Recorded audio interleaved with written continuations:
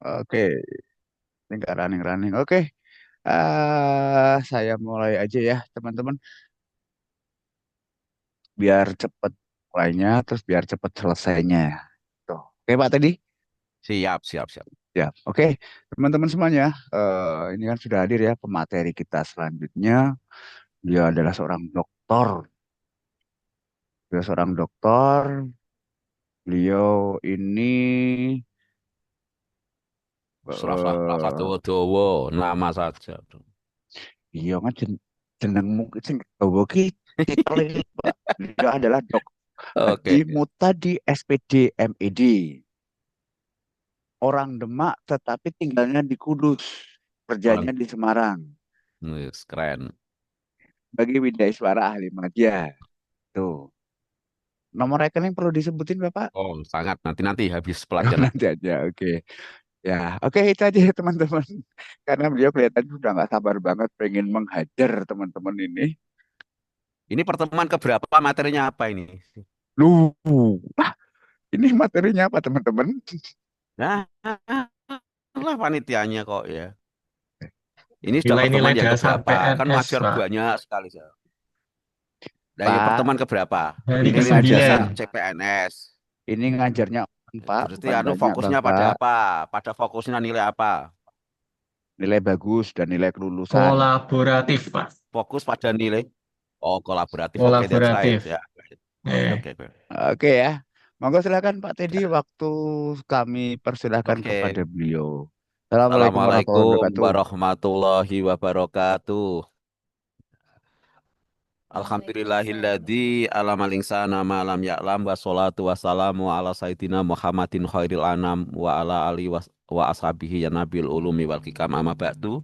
Dan untuk yang beragama lain saya ucapkan salam sejahtera untuk kita semua. Alhamdulillah pada sore hari ini, jadi karena dipaksa oleh panitia, jadi saya sempat bisa maju ke jam-jam yang lebih awal daripada nanti menjelang maghrib baru stay online. Nah, lebih baik di awal ini. Ya, terima kasih bisa bertemu dengan calon pegawai negeri sipil yang akan menjadi ASN di Kementerian Agama. Dan tentu saja sholawat ma'asalam kita haturkan ke junjungan kita, ke Nabi kita Muhammad Sallallahu Alaihi Wasallam, biqaulina Allahumma sholli wa sallim ala Sayyidina Muhammad.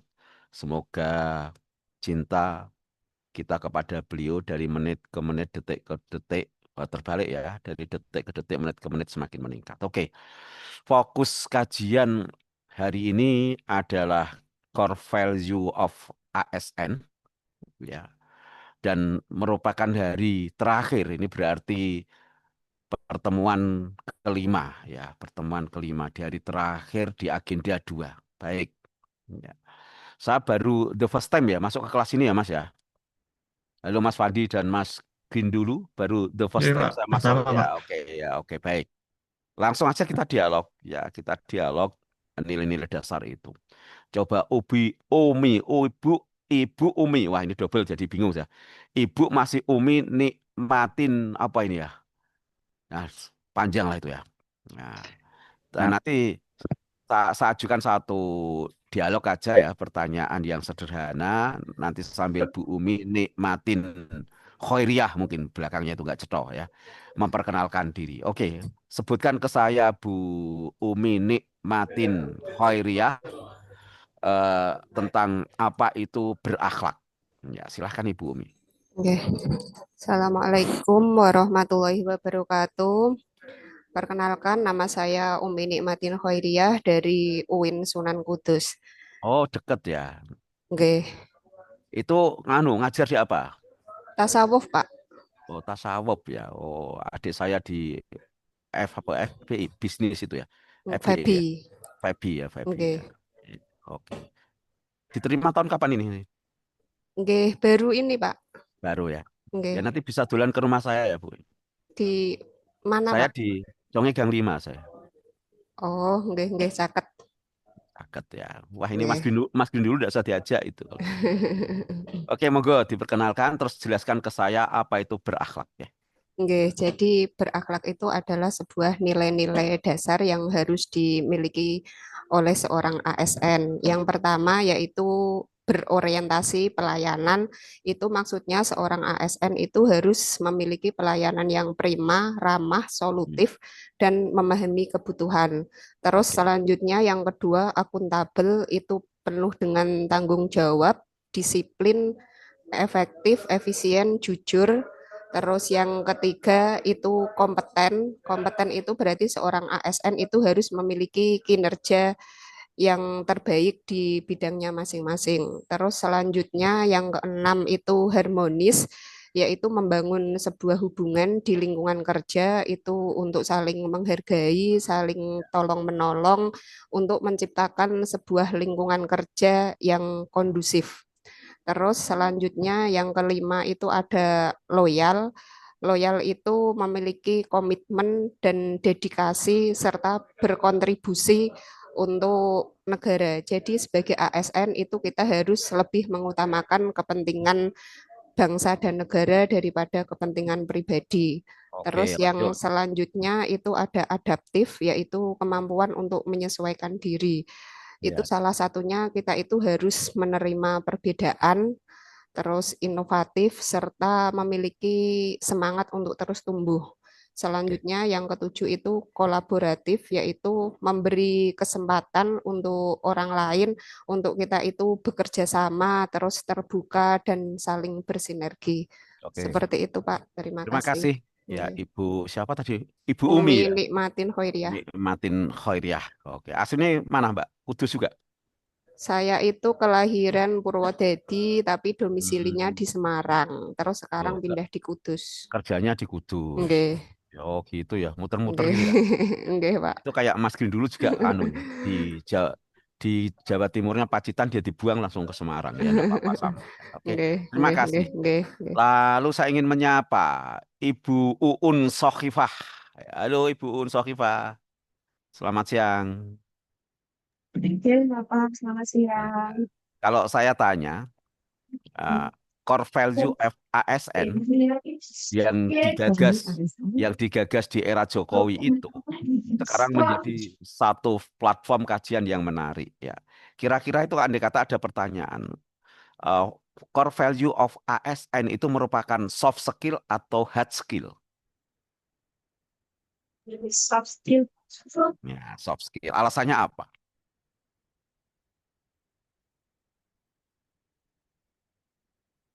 Ya, pokoknya soft saja ya. Ya, wes gitu aja lah. No reason at all. Tidak ada alasan sama sekali ya sudah. Untuk apa sih sebenarnya itu? Untuk apa itu? Nah, suaranya nggak muncul, suaranya nggak muncul. Oke. Oke, maaf Bapak, di sini sedikit berisik. Jadi saya akan untuk sebagai Dari mana saya kenalan dulu. bagian Ramadan Bapak saya dari MTS 3 Wonogiri. Jauh banget ya itu ya, Wonogiri ya. Oke. Jadi Bapak, saya sekali Wes. pojokan Wonogiri. Ya, oke. Core value itu untuk menjadi pedoman bagi ASN pada dalam melayani masyarakat. Oke. Kok pedoman apa kira-kira hafal? Apa Bu Uun hafal apa itu terminologi masing-masing core value itu? Kemudian keywordnya hafal nggak? Kemudian afirmasi nggak? Kemudian kode etiknya seperti apa? Mesti belajar Bapak, sering hafal. Ya kan katanya soft skill. Soft skill itu sesuatu yang diinstal ke diri, misalkan ke diri sendiri. Misalkan kita itu sebuah device ya, kita itu device alat ya, maka nilai itu harus terinstall. Nah, begitu ya. Terus kalau sudah terinstall menjadi apa? Itu nanti akan menjadi mindset. Ya, ngerti ya mindset ya, pola pikir. Ya, kayak bisa kita apa ya, bro, apa itu mencuci itu namanya itu washing ya, brainwashingnya ya. Kemudian setelah terinstall di otak kita menjadi mindset, maka akan dicoba menjadi habituasi ya, pembiasaan dan nanti akan menjadi karakter ASN. Ini yang jauh lebih penting itu. Saya nggak mau hanya diskusi narasi-narasi itu, nggak begitu penting ya itu ya. Weh, saya minta siapa yang nama lagi? Mas Fandi. Oh, Mas Fandi panitia ya. Mas Fandi panitia. Sudah lupa kalau panitia itu ya berarti ya. Pak Tongat, masuk Pak Tongat ini. Halo Pak Tongat. Kenapa Pak Nggih, Tongat? kemudian Pak. Namanya siapa Kak Tongat itu asli?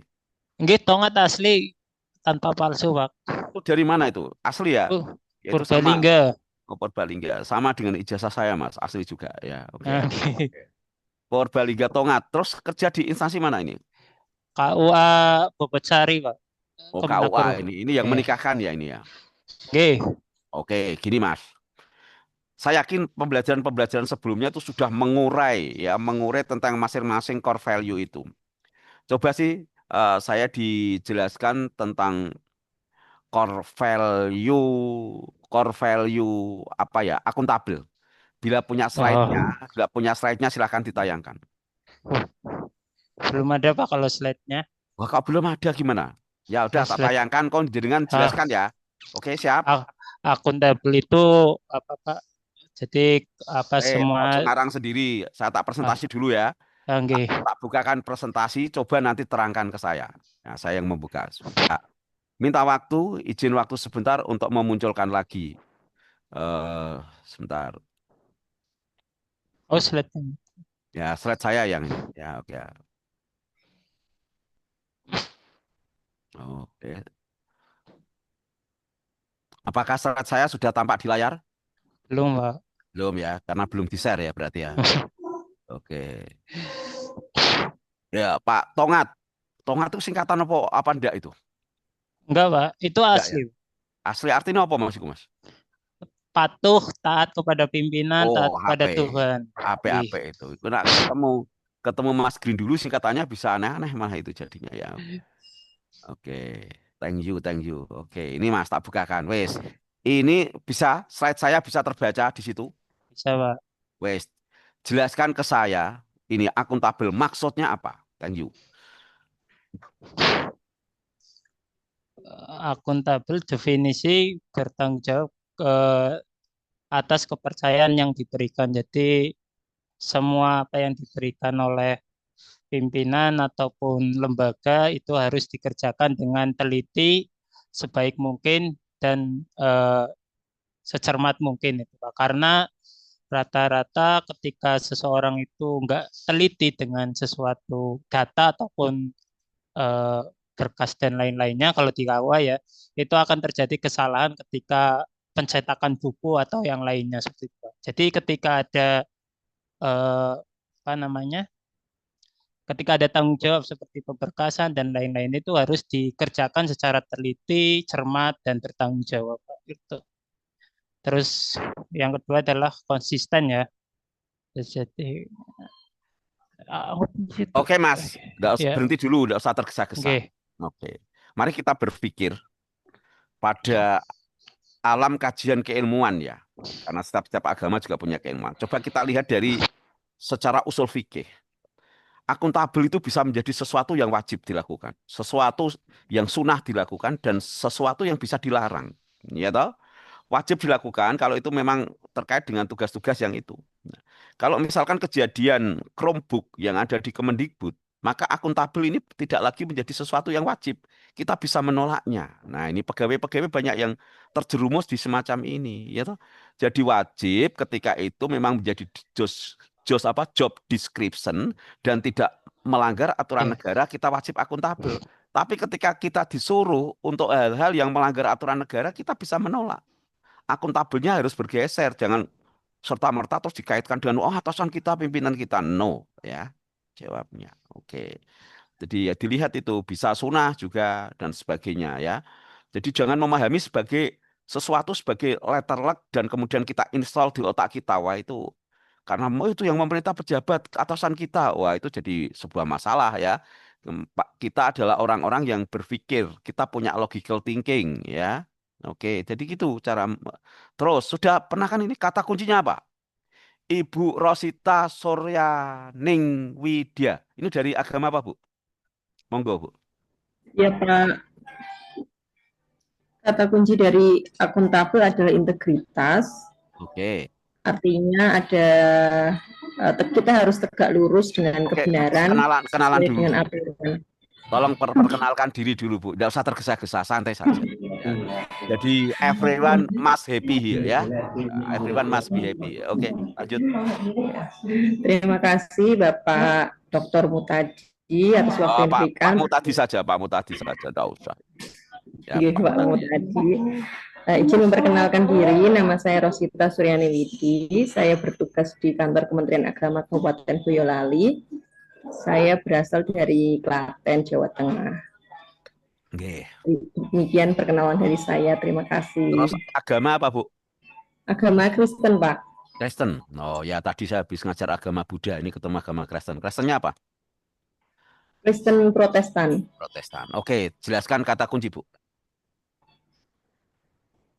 Kata kunci yang pertama dari core value akuntabel adalah integritas. Integritas berarti kita tegak lurus dengan kebenaran yang ada, sebagaimana yang tadi dijelaskan oleh Bapakmu tadi, bahwa Nek Bu Rosita, jelaskan arti integritas saja, yang simpel saja. Kayak gaya-gaya orang desa saja. Integritas itu apa? integritas berarti sifat ataupun karakter yang menunjukkan kesatuan yang utuh, jujur, konsisten antara ucapan dan tindakan. Nah, itu saja. Yang terakhir saja bagi saya, yaitu sama antara ucapan dan tindakan. Nah, itu kalau nggak sama antara ucapan dan tindakan, ya tidak integritas. Ya, masing-masing orang punya integritas, tapi dalam persentase yang berbeda-beda. Nah, mungkin Pak Tongat tadi integritasnya tinggi, wah, ya, taat dan wah apa tadi singkatannya itu ya. Oke. Nah, kemudian kalimat afirmasi. Thank you ya Bu Rosita. Kemudian saya masuk ke yang tadi. Sekarang cari yang laki-laki. Pak Rudi. Oh, begitu. Doso Cahyono. Rudi Doso Selamat itu siang, Pak. berjipun. Maka Doso itu 10.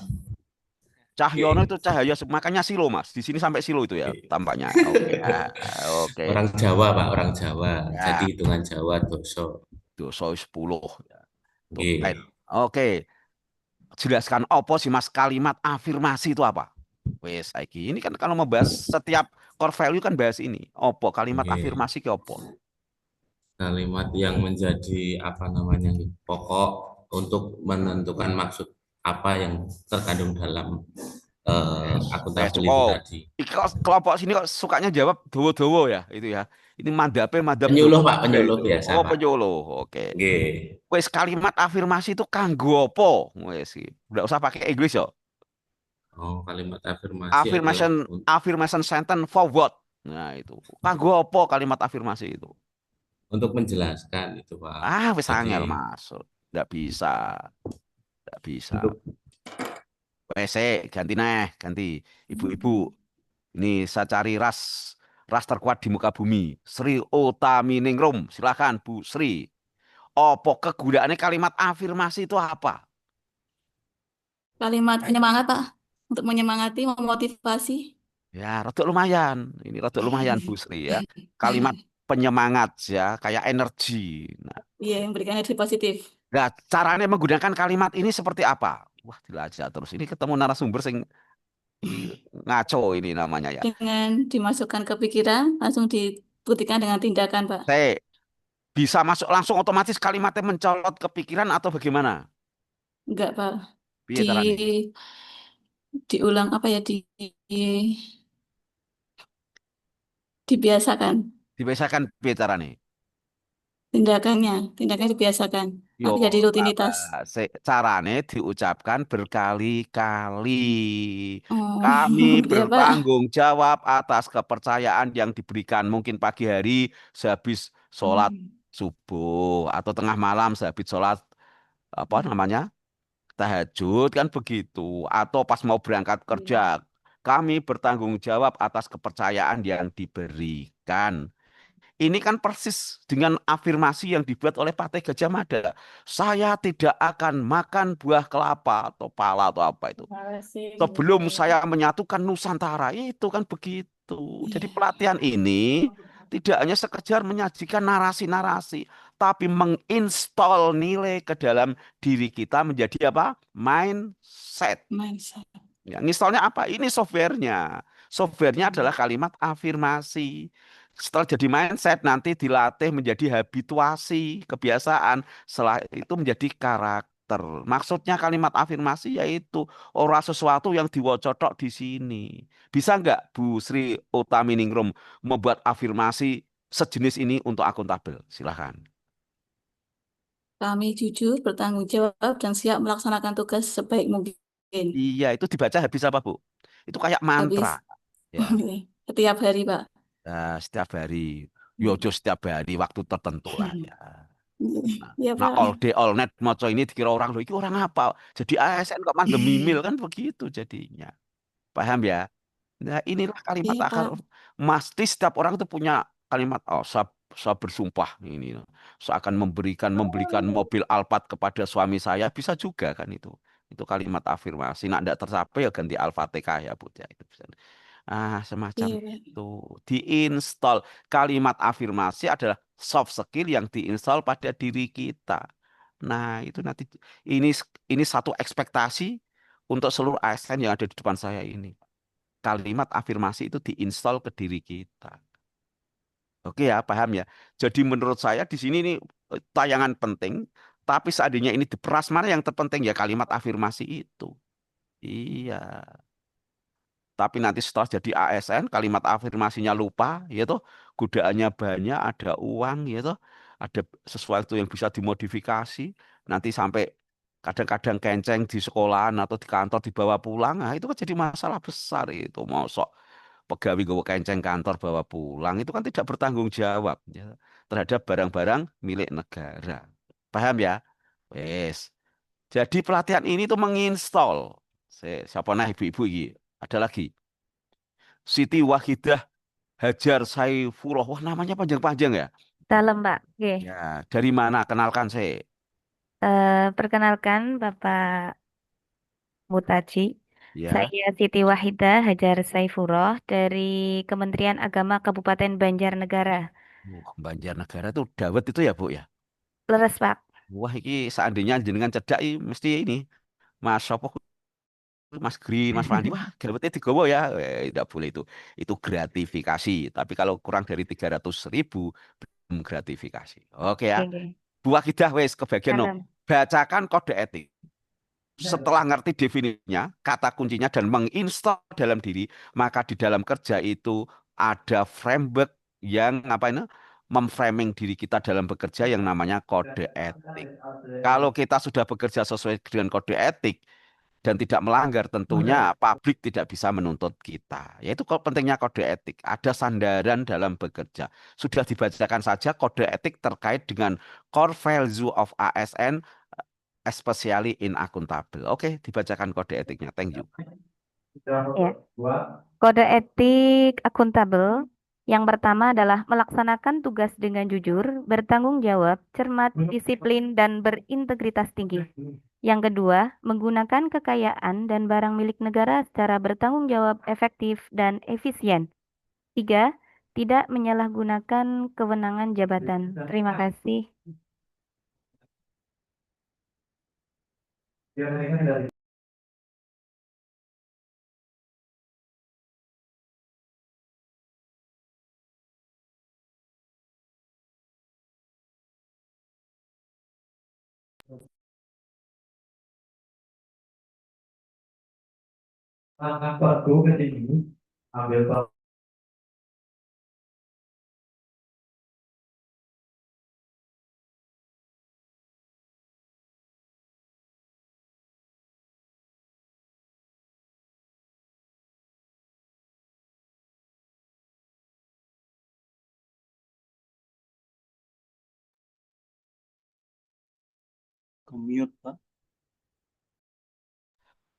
Saya ulangi. Saya ulangi. Selanjutnya setelah dialog-dialog kecil ini, saya akan memberi tugas, yaitu membuat satu paparan, boleh pakai Word, boleh pakai PPT, atau boleh membuat dari Gamma dan sebagainya. Tapi kalau dari Gamma adalah pola pikir kita tidak terakomodasi ya kalau dari Gamma. Oke. Tentang akuntabel. Apa itu akuntabel? Coba ditulis nomor siji. Apa itu akuntabel? Oke. Terus buatkan kalimat afirmasi sesuai dengan pekerjaan dan instansi Bapak Ibu. Ya, nomor satu apa tadi? Apa itu akuntabel? Yang kedua, buatkan kalimat afirmasi sesuai dengan apa? Job deskripsi di Satker Bapak Ibu. Kemudian yang ketiga adalah bagaimana implementasi kolaboratif. Yang keempat adalah apa manfaat kolaboratif. Oke. Yang kelima adalah apa hambatan penerapan kolaboratif dan solusinya. Wes 5 poin itu. Ya. Lupa saya itu kalau urut lagi. Saya balenin ya. Satu apa Mas mau? Satu adalah apa itu akuntabel. Ono kayak kunci dan sebagainya. Terus nomor 2, buat kalimat afirmasi sesuai dengan pekerjaan. Kalimat afirmasi itu kayak sumpah. Jadi dan kita sudah biasa ya kalimat afirmasi ketika kita sholat itu selalu senantiasa asyhadu alla ilaha illallah wa asyhadu anna muhammadar rasulullah. Mungkin untuk agama Kristen berbeda ya. Saya bersaksi bahwa Tuhan itu Allah dan Muhammad adalah messenger. Prophet Muhammad adalah messenger utusan itu ya. Itu tadi kalimat apa? Afirmasi. Yang ketiga tadi apa ya? Bagaimana implementasi kolaboratif di dunia kerja Bapak Ibu? Kemudian yang keempat adalah manfaat kolaboratif. Yang kelima adalah apa? Hambatan penerapan kolaboratif dan solusinya. Thank you very much. Terakhir mesti penutup. Ya ya. Oke. Thank you. Silahkan buat dengan PPT boleh, Word boleh. Waktu yang saya berikan adalah 25 menit. Piro itu? 25 menit itu piro? Selawe menit ya. 25 Nah, berarti plus jam 2 nanti saya akan tune in lagi ke sini dan saya minta salah satu menjadi moderator, yang lainnya melakukan paparan, lainnya lagi peserta lainnya bisa mengkritisi, mempertanyakan dan sejenisnya. Begitu ya. Do you have any question sebelum saya tutup ini layarnya? Ada pertanyaan? Oh, rak mudeng berarti ya. Nggak ada malah Pakmu tadi pertanyaan itu apa? Wah ya nggak selesai itu nanti ya. Oke ya. Ya. Do you understand? Paham ini ya? Oke, selamat bekerja dengan santai. Terus jangan direkam ini apa? Recordnya dimatikan. Boleh layarnya ditampakkan aktivitasnya, boleh ditutup. Ya, nah ditutup kan sambil minum kopi nggak kelihatan kan itu ya. Oke, thank you very much. Oke, silahkan selamat bekerja membuatnya. Do your best. Oke ya. Nanti ketemu jam berapa? Jam 2 persis atau 2 lebih sedikit. Thank you very much. Oke, saya akan tutup dulu layar saya. Oke, thank you. Silahkan Bu Siti Hajar. Nah, menunjuk langsung. Oke ya. Terima kasih atas waktu yang diberikan pada saya. Kepada teman-teman, saya tunjuk untuk presentasi pada materi hari ini kepada kepada Ibu yang tadi belum disebut ya berarti ya. Kepada Ibu Sri Utami Ningrum. Ya.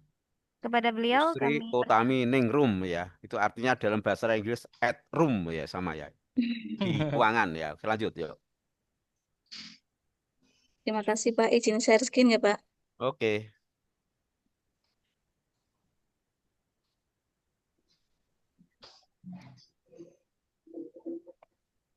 Apakah sudah terlihat Pak?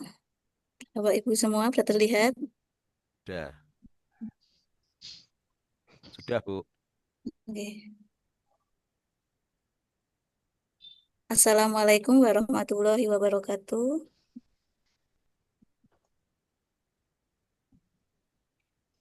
Saya di sini akan menjawab tentang tadi 5 soal yang diberikan. Yang pertama tentang apa itu akuntabel. Jadi akuntabel adalah bertanggung jawab atas kepercayaan yang diberikan. Kata kuncinya ada integritas, konsisten, dapat dipercaya, dan transparan. Lalu untuk soal yang kedua. Oke, tadi akuntabel apa kolaboratif ya? 2 Pak. 2 ya Yang sudah. pertama Nggak akuntabel apa-apa. Pak. Oh ya sudah, sebenarnya masuk kolaboratif aja. Tidak apa-apa, lanjut. Yang kedua tentang kalimat afirmasi. Saya bertanggung jawab dalam mendidik siswa, jujur dalam menggunakan prasarana sekolah, serta berintegritas, konsisten, dan dapat dipercaya. Lalu untuk yang ketiga, implementasi kolaboratif di madrasah dengan cara membangun kerjasama yang sinergis dengan kepala madrasah, guru, murid, dan warga madrasah lainnya. Untuk soal yang keempat, manfaat kolaboratif bisa menghasilkan nilai tambah serta menggerakkan pemanfaatan berbagai sumber daya untuk tujuan bersama. Tujuan bisa cepat tercapai, pekerjaan menjadi lebih cepat selesai dan lebih ringan. Soal yang terakhir, soal kelima, hambatan pelaksanaan kolaboratif, perbedaan gaya kerja dan kepribadian masing-masing individu, kurangnya kepercayaan, kurangnya motivasi dan apresiasi. Untuk solusinya, membangun kepercayaan dengan cara mendorong komunikasi terbuka dan jujur di antara anggota tim, menciptakan lingkungan yang aman untuk berbagi ide dan gagasan, yang selanjutnya memberikan umpan balik yang membangun, apresiasi atas kontribusi anggota tim. Sekian presentasi dari saya. Wassalamualaikum warahmatullahi wabarakatuh. Waalaikumsalam warahmatullahi wabarakatuh. Lanjut, Mbak. Terima kasih Stop screen ya, kepada Pak. Ibu Sri. Selanjutnya untuk menanggapi, kami persilahkan kepada Bapak Saifan Sidik untuk menanggapi apa yang dipaparkan oleh Ibu Sri. Terima kasih. Monggo silahkan. Oke, terima kasih Bu Siti atas kesempatannya. Memperkenalkan diri dulu ya Bapak. Saya Stefan Sidik Abdullah. Saya dari MTS 6 Boyolali. Kemudian tadi dari presentasi yang sudah diberikan, mungkin ini tanggapan atau pertanyaan atau bagaimana, Bu Moderator? Yang pertama adalah tanggapannya dulu. Tanggapan dari apa yang dipaparkan oleh Ibu Sri. Oke. Menanggapi dari yang tadi disampaikan, saya rasa sudah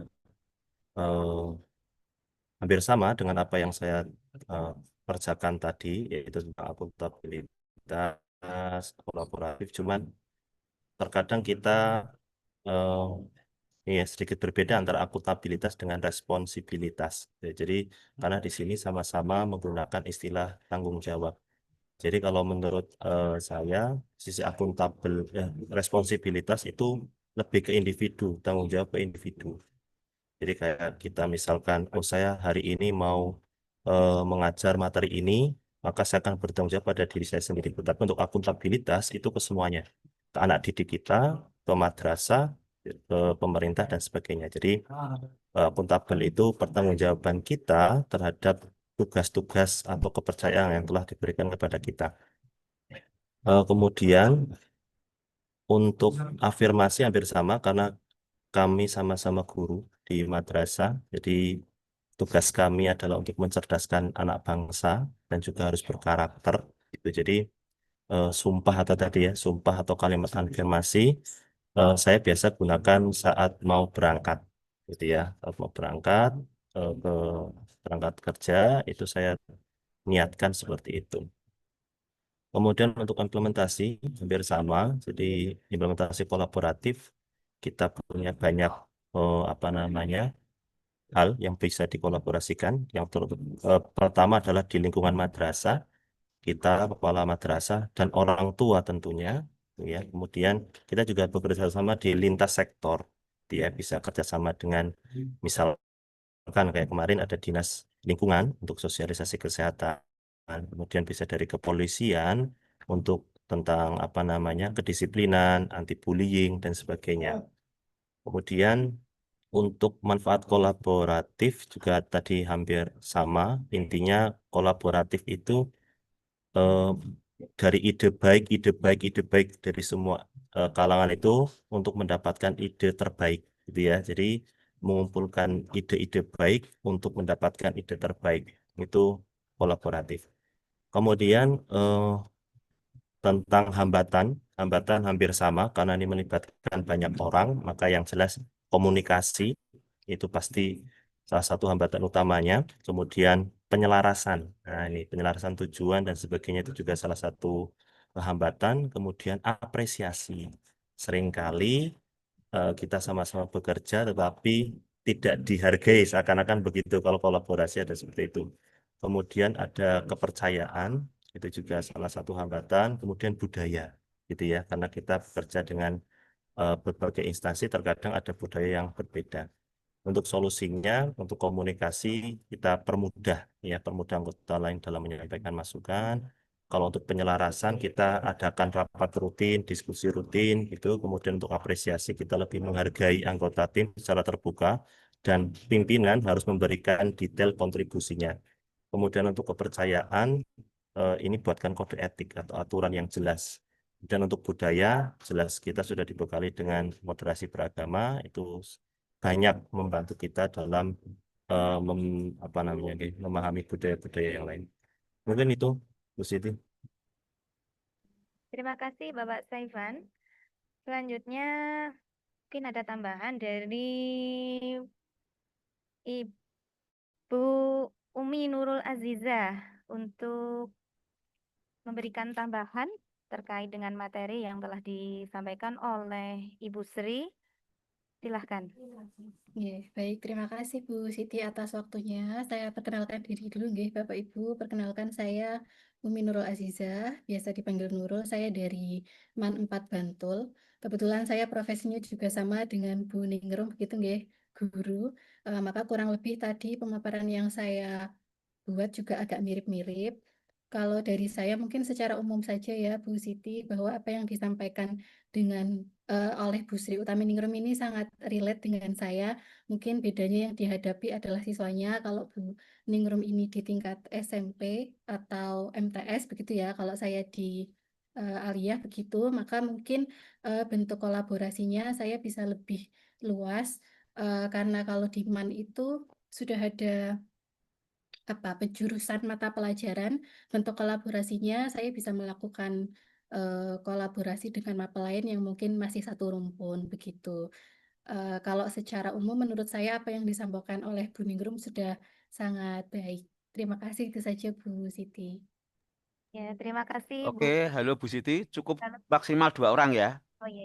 Ya, oke, lanjut langsung presentasi, silahkan ditunjuk lagi. Terima kasih. Oh iya.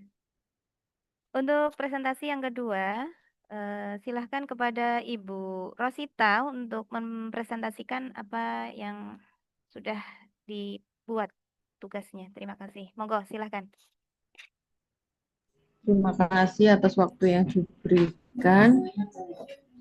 Izin untuk share screen.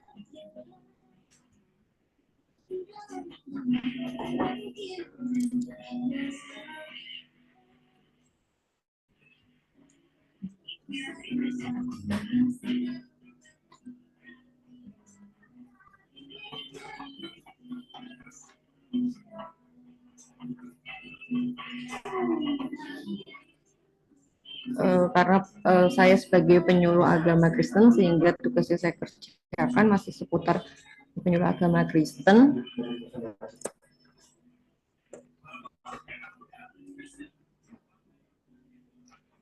Tadi sebagaimana yang diberikan tugas ini, saya memberikan satu tema kecil, yaitu integritas dan kolaborasi sebagai pilar pelayanan penyuluh agama Kristen.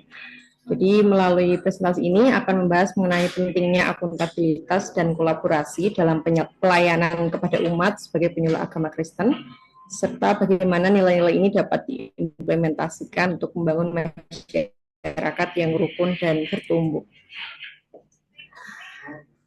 Sebelumnya, kita harus sama-sama memahami apa itu akuntabilitas. Tadi sudah banyak dibahas, jadi secara singkat, akuntabel berarti memiliki tanggung jawab penuh atas setiap keputusan dan tindakan dalam pekerjaan yang bisa dijelaskan secara terbuka sesuai aturan yang berlaku. Kemudian, ini adalah afirmasi pelayanan yang kami terapkan, bahwa kami siap melayani sebagai penyuluh agama Kristen dengan sepenuh hati, jiwa, dan raga. Semoga benar-benar bisa menyemangati kami sebagai penyuluh yang harus ke lapangan, yang terkadang waktunya di luar jam kerja. Semoga bisa melayani dengan sepenuh hati. Kemudian kolaborasi di tempat kerja.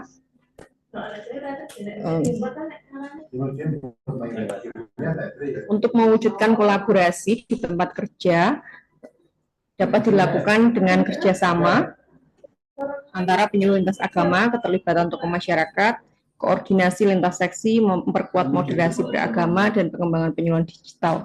Kami penyuluh di Boyolali sudah melakukan MOU dengan berbagai instansi seperti rutan, panti asuhan, dan juga rumah sakit.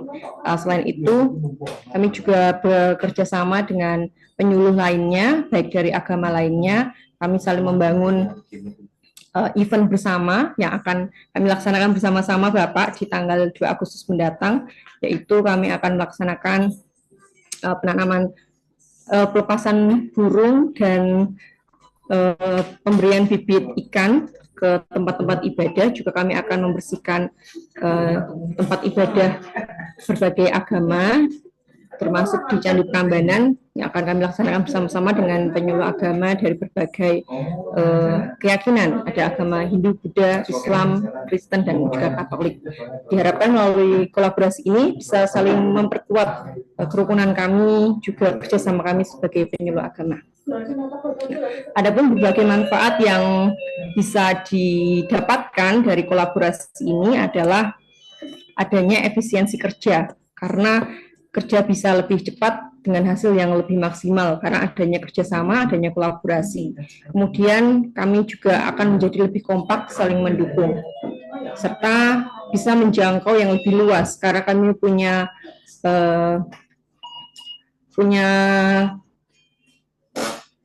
link apa ya istilahnya ya, kami punya networking yang lebih luas sehingga kami bisa menjangkau yang lebih luas lagi dibandingkan jika kami seorang diri.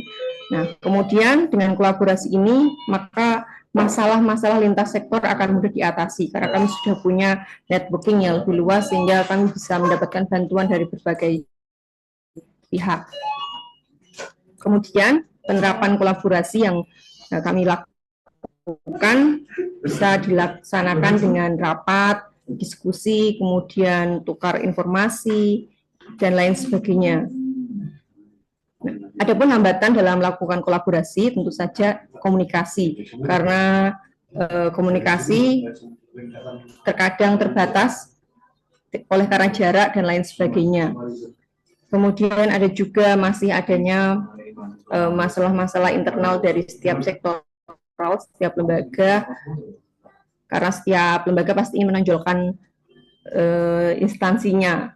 Nah, terkadang bisa ditemukan masalah-masalah yang demikian, sehingga ada hal-hal yang bisa sedikit membuat kendala. Kemudian adanya keterbatasan teknologi, keterbatasan fasilitas pendukung. Antara yang pusat dengan yang daerah terkadang ada keterbatasan kemampuan, bahkan juga gadget ataupun gawai teknologi yang dimiliki. Namun kami percaya melalui dengan berbagai hal, ini bisa diatasi dengan membangun budaya kerja yang terbuka dan saling menghargai. Kemudian adanya pertemuan rutin, adanya pelatihan bersama, serta memanfaatkan teknologi yang saat ini sudah banyak digunakan seperti WA Group, kemudian Zoom, untuk menunjang kerjasama dan pemberian informasi. Demikian secara singkat apa yang bisa saya sampaikan. Kurang dan lebihnya saya mohon maaf. Terima kasih. Waktu saya kembalikan kepada moderator. Terima kasih Ibu Rosita atas paparannya. Selanjutnya dipersilahkan untuk Bapak Tongat untuk menanggapi apa yang disampaikan oleh Ibu Rosita. Monggo Pak Tongat, nama yang paling berkesan ini ya. Monggo Pak Tongat. Oke, terima kasih paparannya. Mungkin nggak menanggapi ya, mungkin saya bertanya aja untuk Bu Rosita, bagaimana koordinasi atau kerjasama dari penyuluh agama, kan jenengan di Kemenak nggih, kota nggih, bagaimana koordinasinya terhadap daerah gitu, seperti ke gereja-gereja ataupun ke lintas kecamatan seperti itu.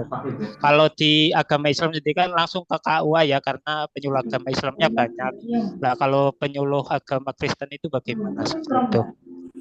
Terima kasih. Ya, terima kasih Pak Tongat atas pertanyaan yang diberikan. Jadi untuk Kristen sendiri, umat Kristiani itu memiliki sebuah lembaga organisasi yang membawai gereja-gereja. Ada badan pemusyawarah antar gereja. Nah, jadi kita bisa bekerja sama dengan badan itu untuk berkoordinasi.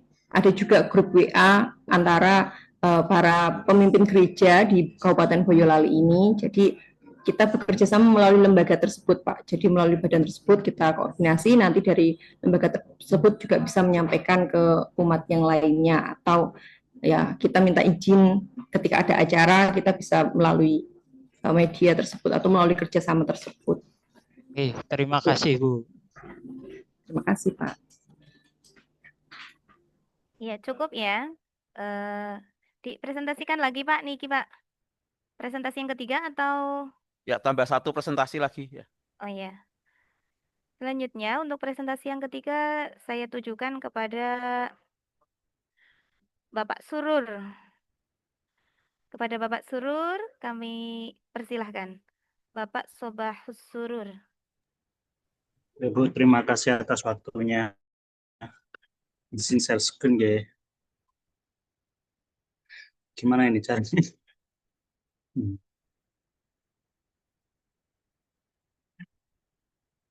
Kecil banget ini. Udah kelihatan?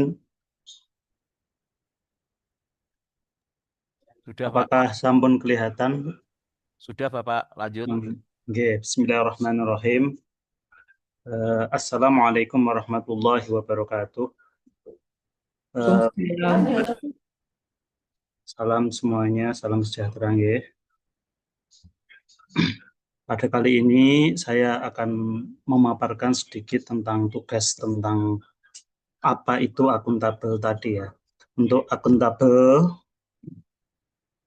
yang pertama tadi sebentar.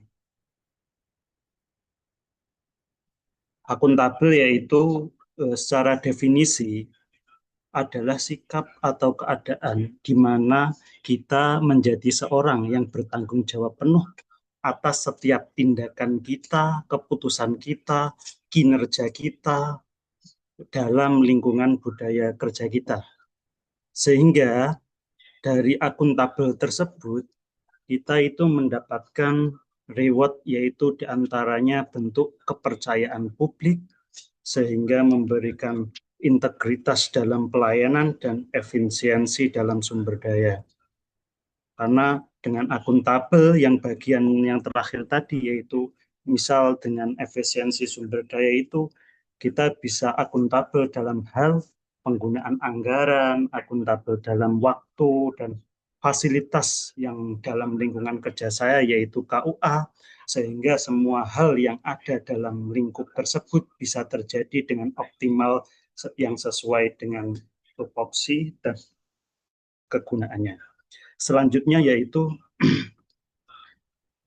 kalimat afirmasi tentang akuntabel, yaitu yang bisa saya afirmasikan pada diri saya, yaitu saya adalah penghulu di KUA, adalah sebagai pelayan umat yang akuntabel, sehingga senantiasa berintegritas dan bertanggung jawab penuh atas setiap amanah dalam membimbing serta melayani umat. Selanjutnya yang yaitu yang kolaboratif. Kolaboratif berarti bekerja sama dengan pihak lain untuk mencapai tujuan bersama. Tidak dimungkinkan bahwa dalam satu pekerjaan itu kita bekerja sendiri, karena nilai core value berakhlak itu ada nilai kolaboratif. Sehingga dalam bekerja sama dengan pihak lain untuk mencapai tujuan bersama ini melibatkan berbagai ide, sumber daya, dan juga tentunya adalah tanggung jawab. Kami membagi menjadi dua dalam implementasi kolaboratif tersebut. Yang pertama adalah implementasi kolaboratif internal KUA yang ada dalam lingkup satu satker, satuan kerja, ataupun eksternal KUA yang dari pihak luar yang sangat bersinggungan dengan kantor urusan agama. Yang pertama yang dalam internal KUA yaitu antara tim pelayanan nikah, yaitu antara penghulu, antara staf yang lain, tenaga administratif, dan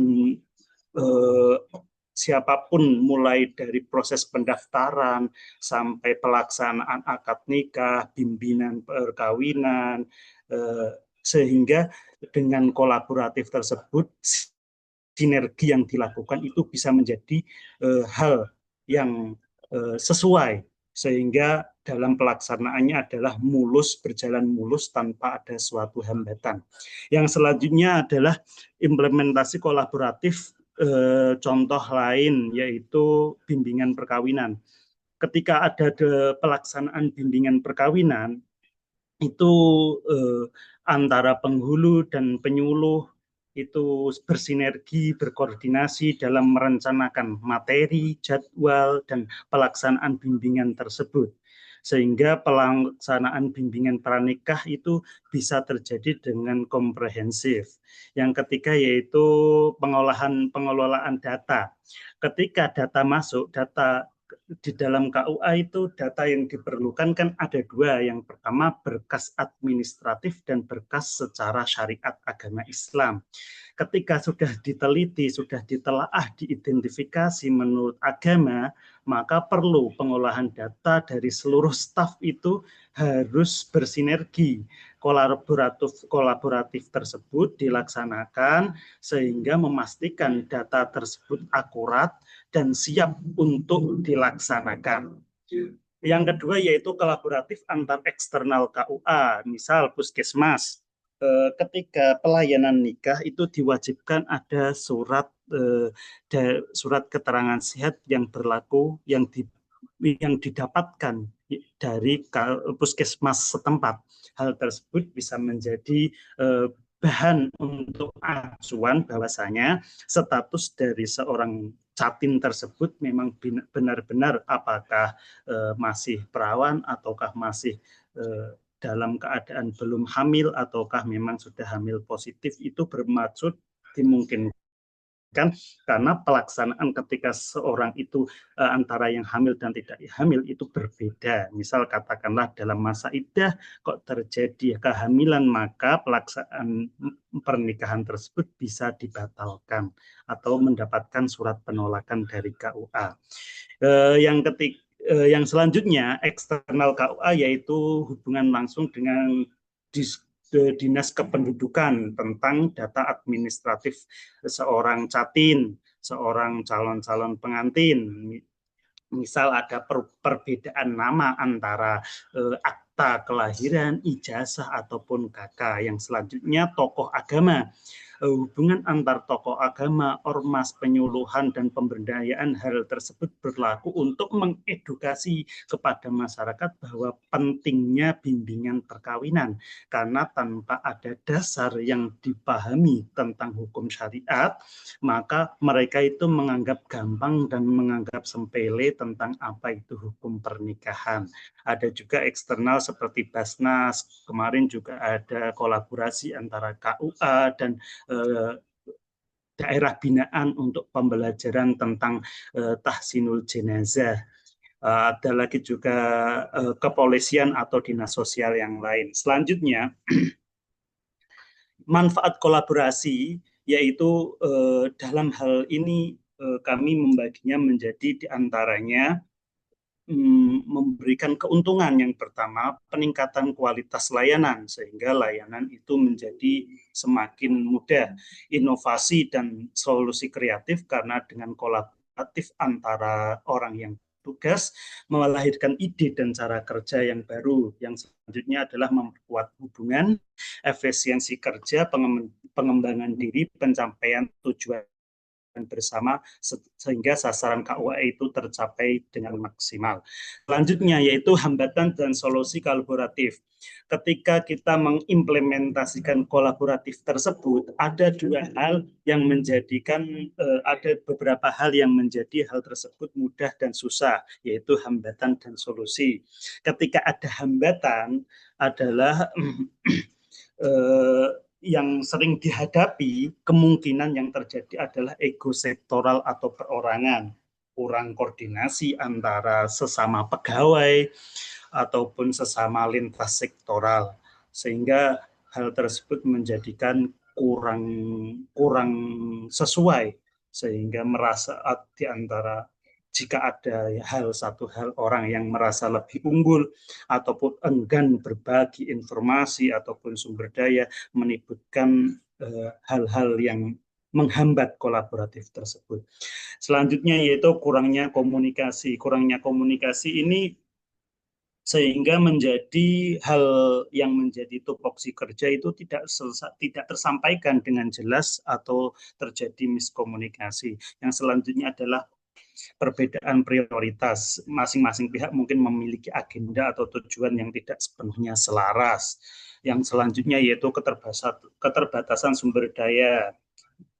Sumber daya di sini bisa dibagi menjadi misal sumber daya waktu, tenaga, maupun anggaran yang terbatas. Hal tersebut bisa menjadi kendala, seperti contoh bimbingan perkawinan di sini kan tidak ada anggaran sama sekali, maka ketika pelaksanaan hal tersebut itu menjadi kendala di sini. Apakah dilaksanakan sesuai dengan aturan atau hanya sebagai pelayan saja atau disertakan ketika jenggolan atau pemeriksaan nikah, itu menjadi Oke, Pak. pertanyaan yang Saya pikir cukup ya. ya Pak. Saya pikir cukup ya, disimpulkan Ya. saja. Ya, terima kasih dari saya, kurang lebihnya wassalamualaikum warahmatullahi wabarakatuh. Ya, silahkan Bu Moderator. Terima kasih paparannya Bapak Husurur, sangat rinci ya. Untuk menanggapinya, silahkan kepada Bapak Wafada Arif Najia untuk menanggapi yang disampaikan oleh Bapak Surur. Terima kasih. Monggo. Baik, terima kasih, moderator. Mungkin saya ingin menanyakan karena kebetulan saya juga unit kerjanya di KUA dan ini kaitannya dengan akuntabilitas orang penghulu gitu ya, dengan maraknya mungkin pemalsuan data dan lain sebagainya. Nah, ini sebagai seorang penghulu yang memiliki sifat akuntabel, ini bagaimana kita bisa memastikan bahwa data-data dari catinya itu asli atau mungkin ya tidak rekayasa dari calo dan lain sebagainya. Nah, itu mungkin bisa sharing. Begitu, Pak Surur. Terima kasih. Assalamualaikum warahmatullahi wabarakatuh. Terima kasih Gus atas pertanyaannya. Ya, memang tanggung jawab penghulu dalam menjalankan tugas itu harus jujur dan transparan ya. Memang hal tersebut menjadi risiko pemalsuan data, hal tersebut menjadi risiko. Maka misal katakanlah ada dua data administratif dan yang administratif seperti berkas-berkas pernikahan dan juga data-data yang secara substansi itu bisa ditanyakan langsung. Kalau di daerah saya ini, di KUA Kecamatan Sawit ini bisa dibantu dengan pembantu PPN, karena kebanyakan di sini masih untuk pendaftaran nikah, itu masih masih dibantu dengan seorang tersebut, pembantu PPN. Makanya untuk mengintegrasi, untuk menelisik data keaslian dan kepalsuan, data keluarga, data wali, ataupun bukti administratif seperti nama, itu bisa ditanyakan kepada perangkat tersebut yang ke sini. Kalau memang ada kesalahan, berkas tidak saya terima, atau ketika identifikasi itu menjadi hal yang kelihatannya tidak sinkron atau itu hal tidak sesuai, pernah terjadi itu buku nikah antara K diganti H dengan diorek-orek seperti itu, kami tolak karena memang data administratif tersebut itu berbeda. Terus ketika ada hal-hal yang berkaitan dengan wali nasab, kami bisa tanyakan kita koordinasi dengan pegawai setempat, pegawai dari desa tersebut, kita tanyakan, kita klarifikasi benar atau tidak. Seperti itu, Bapak.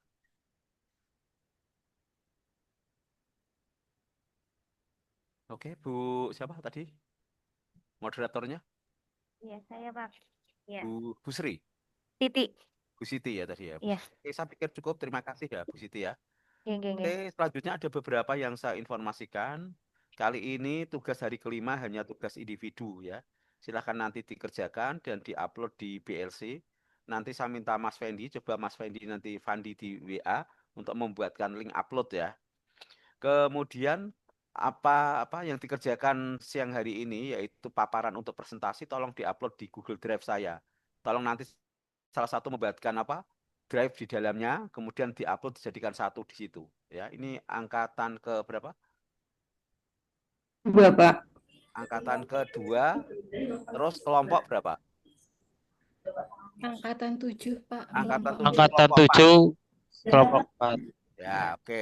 Yang tugas diupload di PLC dikerjakan, yaitu hanya tugas individual. Kemudian yang ini tadi apa? Paparan. Baik tugas individual maupun paparan, tugas individual diupload di mana? PLC. Juga tolong diupload di drive saya sebagai backup-nya. Ya. Oh iya. Tolong nanti Pak Tongat atau siapa buatkan drive ya. Tugas individual angkatan kelompok angkatan 7 ya. Angkatan 7 kelompok 4 dibuatkan folder. Kemudian tugas paparan angkatan 7 kelompok 4 di drive saya. Oke, terima kasih. Silakan berkomunikasi, berkolaborasi dengan panitia untuk upload di PLC-nya. Oke, nanti saya minta Mas Fendi atau Mbak Lulu untuk membuatkan begitu. Demikian yang bisa saya sampaikan. Secara pribadi saya mohon maaf atas keterbatasan ilmu saya. Yang kedua, minta maaf atas tutur saya. Semoga yang kita pelajari ini menjadi satu barokah tersendiri ya, menjadi satu kemanfaatan sendiri. Ini adalah ekspektasi saya sekaligus doa semoga menjadi ASN yang luar biasa yang bekerja secara cerdas pada koridor etikanya. Terima kasih. Saya izin live, tinggalkan ruangan ini. Billahi taufik wal hidayah. Assalamualaikum warahmatullahi wabarakatuh dan salam sejahtera untuk yang beragama lain. Terima kasih. Silahkan saya kembalikan ke panitianya.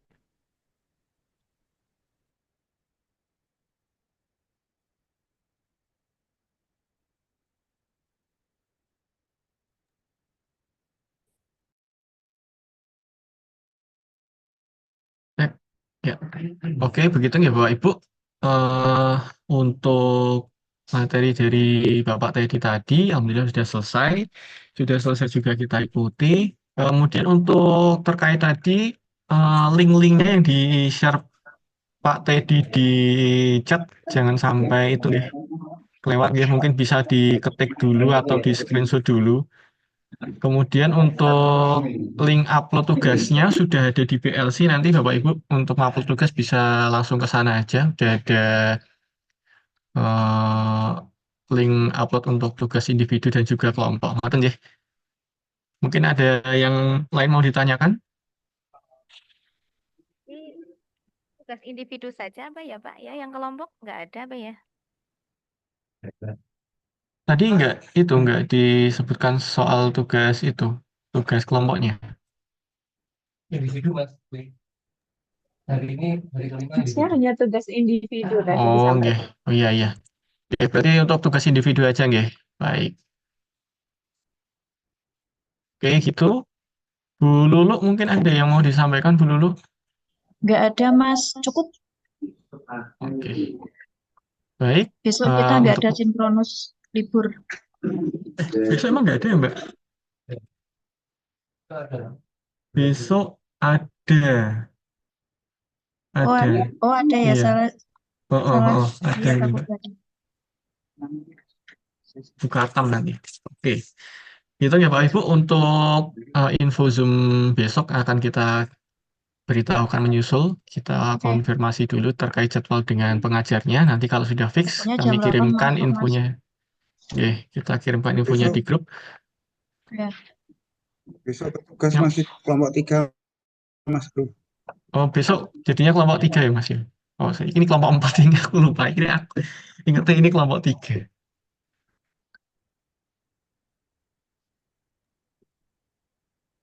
Oke, Mas Green mungkin ada yang mau disampaikan, Mas Green?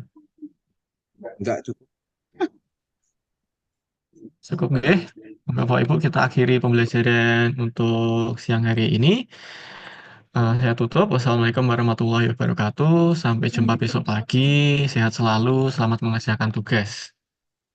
Oke. Makasih, Mas Fandi.